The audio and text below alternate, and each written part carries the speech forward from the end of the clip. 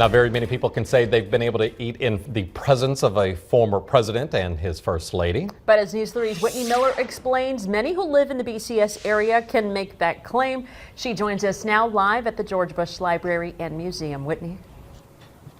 Well, when you head out of town, you may or may not know where you're going to eat. Well, the Bushes, when they came to College Station, they stayed here at the George Bush Library, and they had a few places around town that they called their favorite.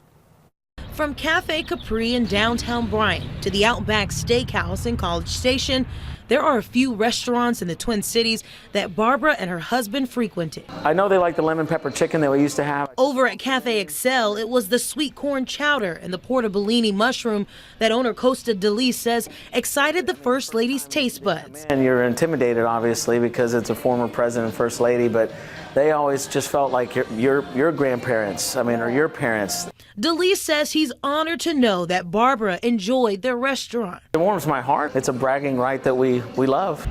But behind the flags that now fly half-staff in front of Christopher's World Grill, there lie some of the most touching stories about Barbara Bush. She said, "Dear Christopher, here you are with a big fan of yours. We adult Bushes feel the same. See you soon." For 17 years, Christopher Lampo has been a personal chef to Mr. and Mrs. Bush when they were in town. Always come into the kitchen and tell my staff, "Thank you. We appreciate it. Hello." He says the goal all those years was to never disappoint Mrs. Bush.